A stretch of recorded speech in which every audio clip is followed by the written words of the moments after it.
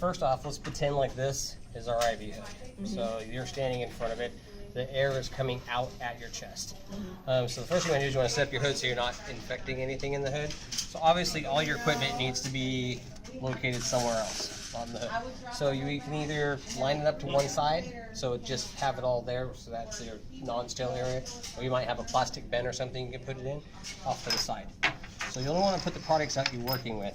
And when you take your bag, this is the port that you're going to be injecting in. You do not want to get anything on that port. So you want to lay your bag with this port to the clean air, because if you flip it this way, anything that's on this port is going to contaminate this port.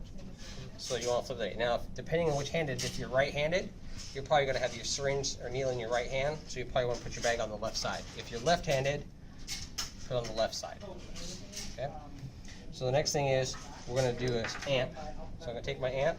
We want to put everything on a straight row, because if I put this down here, anything on the bag infects the bottle. And the bag actually creates the air comes off, it actually creates like a shadow, so it would infect most anything at the bottom of the hood. So you want to keep everything on a straight line at the top. And for this, you're going to need, because we're doing a glass amp, when we break it, glass shards are going to drop into the product. We don't want those glass shards to get injected into a patient. You could kill them. So we're going to use a filter needle to draw up amp. So I'm going to put that on there, lay it in there. And then I'm going to have a needle I'm going to use later. And then, now we want to clean off anything. Now we're going to use alcohol pads. The most important part is not the alcohol. It's actually the physical wiping of the product. Most of the germs can actually physically be wiped off, and whatever else is left, the alcohol will kill. So also, you're supposed to use a separate alcohol pad for each thing, so that any germs you wipe off of here, you don't wipe on to the next product. But there's little things you can do. For example, I can use this corner here, and I haven't used that corner up there. I can use that one to clean around the neck of my amp. So you can kind of get around it, just make sure you're using a clean area. Now the next thing I do is I want to open this amp. Now this amp has fluid caught up into the tip here. So you can kind of give it a flick, or what I find works really well is to swirl it like this, and it actually swirls all out of there. So it's all gone. Make sure it's all gone. So now it's got a little gold band up here, and it's actually in this neck is where it's going to break. So when you go to break this, you want to get a firm grip right about where that gold band is. And you want to give it a good snap, but don't break it down, because if this shatters, you're going to cut your hand. So technically what you want to do is pull it up and away from you, whatever direction you feel is comfortable. So I usually kind of go off to the side because I don't want to hit myself in the face. So I grab it, see how it went up and away? So no matter how that broke, I'm not going to cut myself. And so you got to hold it tightly though, and just give it a good solid. It'll take a little bit of practice. So then I put my down, and I uncap my needle. Now take this needle, and I'm going to put it into the vial. I want it to go down into the corner to where it's actually kind of press this thing down so it doesn't move around, so it can't get away. Then my other hand is free, just to draw the fluid up. And for this, we're just going to draw all the fluid out. We're not going to measure.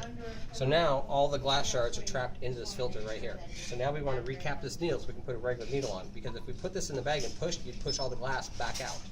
So when you go to recap a needle, don't do this. Your depth perception at 18 inches is where it's its worst. Also, that's where your eyes get its tiredest. So the best thing to do is to keep the needle not moving and bring the cap to the needle, because you can't stab yourself this way if you miss. Bring it in there, drop it on, you can take it off. We'll put this in a sharps container later. Now we want to put on our other needle. Now these can either be, you want to make sure you don't get anything in front of this tip. So if you're holding on to it, you don't touch the plunger and you don't touch the tip. So I usually just hold it in my hand. Now you can butterfly these open and peel it, or you can pop them out the back and pull that little tab paper down so that it's away from the tip, and then screw it on there. Now you want to put it on there firm but not too tight. This soft plastic, if you reef it on there, you will not be able to get it back off. But if you put it on too loose, then when you go to draw it, air will actually go in there and you won't be able to get a good draw. Now it goes into the bag, glass goes in the glass sharps container, uncap. So you want to grab this port, I do by the hard plastic tip right here, so that way I know the needle's between my fingers. I don't like to hold it back too far, you might stab yourself. You got a beveled needle here at the tip. You want to have that bevel going in straight. So kind of at an angle like this. So I lift this up, bevel goes straight in, into the bag. Okay, and that's just the amp. Now we're going to do a straight draw. Do you